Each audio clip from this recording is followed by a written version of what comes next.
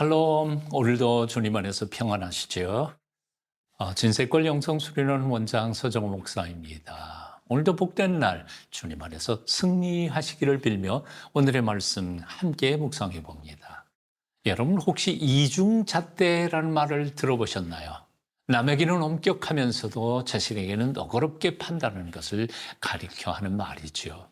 얼마나 많은 이들이 그렇게 이중잣대를 가지고 자신의 허물과 잘못은 적당히 넘어가면서도 남의 허물에 대해서는 가혹하게 공격하고 비난하는지 모릅니다. 2000년 전에도 그러했고 지금도 또한 그런 이중적 삶을 살아가는 이들이 많습니다. 오늘의 말씀 로마서 2장 1절부터 16절까지 함께 같이 읽어봅니다. 로마서 2장 1절에서 16절 말씀입니다.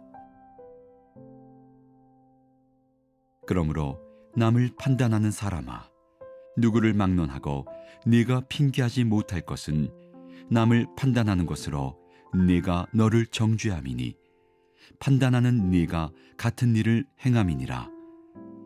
이런 일을 행하는 자에게 하나님의 심판이 진리대로 되는 줄 우리가 아노라. 이런 일을 행하는 자를 판단하고도 같은 일을 행하는 사람아, 네가 하나님의 심판을 피할 줄로 생각하느냐?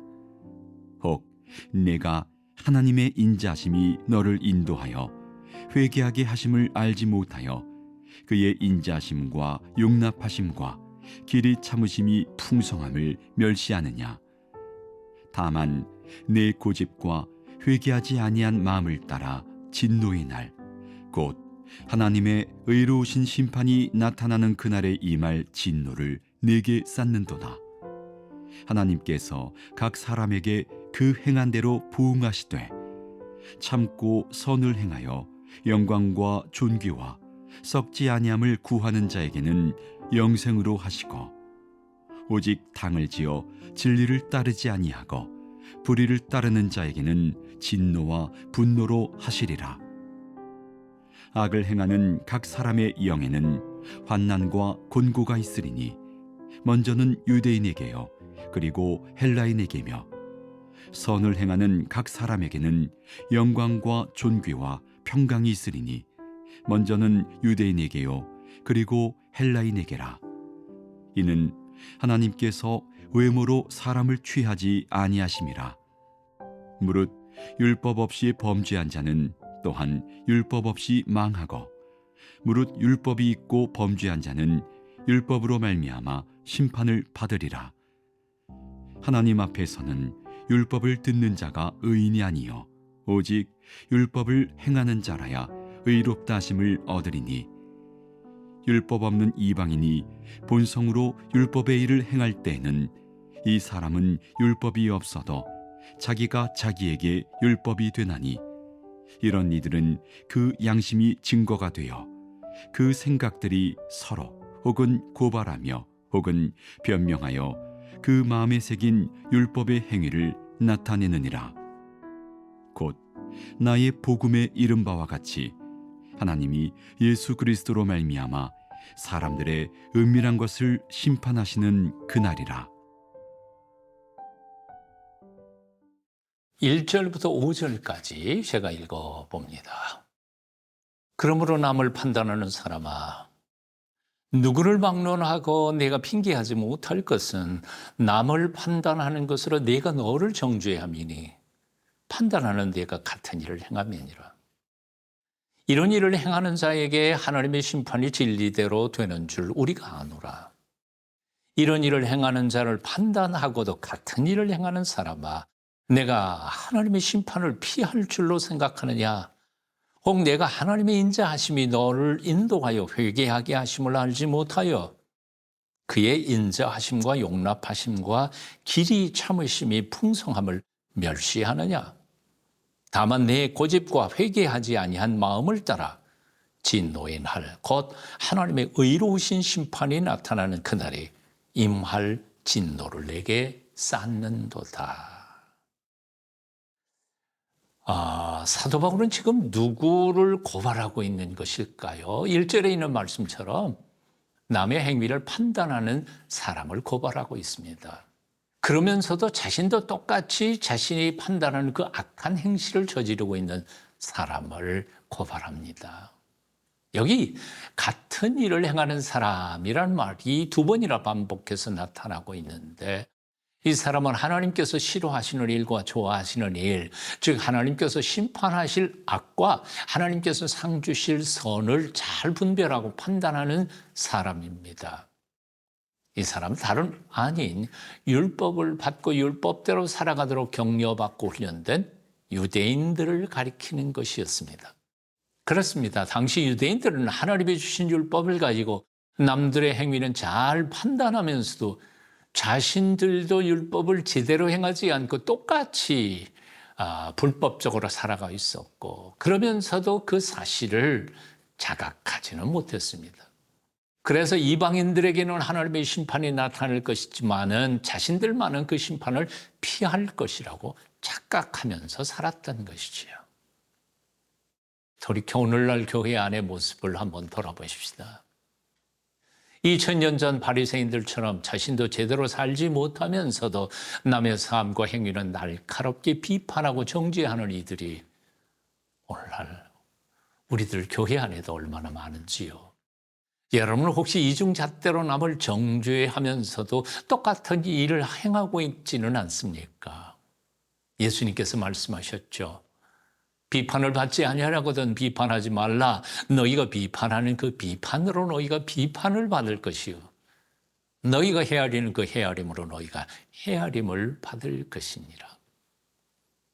남을 판단하는 습관을 버리고 오히려 매 순간 나 자신을 성찰하며 하나님 앞에 온전하게 살기를 노력해야 하겠습니다. 길이 참으시는 하나님의 인자와 긍휼을 멸시하지 말아야 하겠습니다.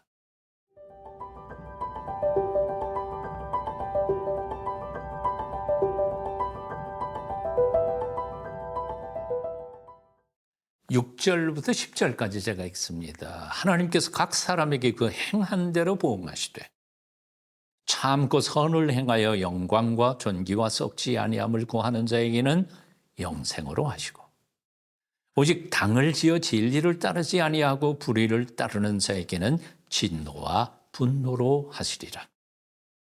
악을 행하는 각 사람의 영에는 환난과 권고가 있으리니 먼저는 유대인에게요 그리고 헬라인에게며, 선을 행하는 각 사람에게는 영광과 존귀와 평강이 있으리니 먼저는 유대인에게요 그리고 헬라인에게라. 이는 하나님께서 외모로 사람을 취하지 아니하심이라. 아멘. 그렇습니다. 하나님은 공의롭고 공평하신 하나님이십니다. 선한 일을 행한 자에게 영생을, 악한 일을 행한 자에게 영벌을 주시는 분이십니다. 그리고 이 일에는 유대인이나 헬라인, 민족이나 혈통의 차별이 없습니다. 그래서 바울은 이렇게 선포합니다. 13절에서 하나님 앞에서는 율법을 듣는 자가 의인이 아니요 오직 율법을 행하는 자라여 의롭다 하심을 얻으리라. 율법을 알고 모르고는 문제가 아닙니다. 그 율법을 실천하느냐 아니냐가 문제일 뿐입니다. 다시 말해 지식이 아니라 행함이 문제라는 것이죠. 혹시 하나님의 율법의 조문을 들어본 적도 없고 그래서 배우지 못해서 모른다 해도 하나님께서 모든 인생들에게 허락하신 양심에 따라 그 율법이 명한 삶을 살고 있다면 하나님 앞에서 의롭다 여김을 받을 수 있다는 겁니다. 14절, 15절 한번 읽어볼까요? 율법 없는 이방인이 본성으로 율법의 일을 행할 때에는 이 사람은 율법이 없어도 자기가 자기에게 율법이 되나니, 이런 이들은 그 양심이 증거가 되어 그의 생각들이 서로 혹은 고발하며 혹은 변명하여 그 마음에 생긴 율법의 행위를 나타내느니라. 그렇습니다. 율법에 대한 지식의 문제가 아닙니다. 율법이 명하는 거룩한 삶을 살고 있느냐 그렇지 못하냐 하는 것이 문제입니다. 돌아보면 오늘날 많은 성도들이 성경을 참 많이 읽습니다. 여절도 많이 암송합니다. 큐티도 열심히 하고 그래서 100여 년 전에 우리의 신앙의 선배들보다 아는 것은 훨씬 더 엄청나게 많습니다. 그런데 문제는 그렇게 아는 만큼 그 말씀대로 살고 있느냐, 이것이 문제입니다. 성경 말씀을 많이 아는 것이 중요하지 않습니다.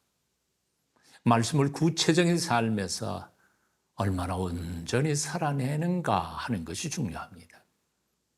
알미, 삶이 되게 하십시오. 말씀이 입술에서만이 아니라 가슴과 손과 발에서 열매를 맺게 해야 합니다. 그렇게 남은 삶을 하나님과 사람들 앞에서 아름답게 사랑하는 저와 여러분이 되기를 기도합니다.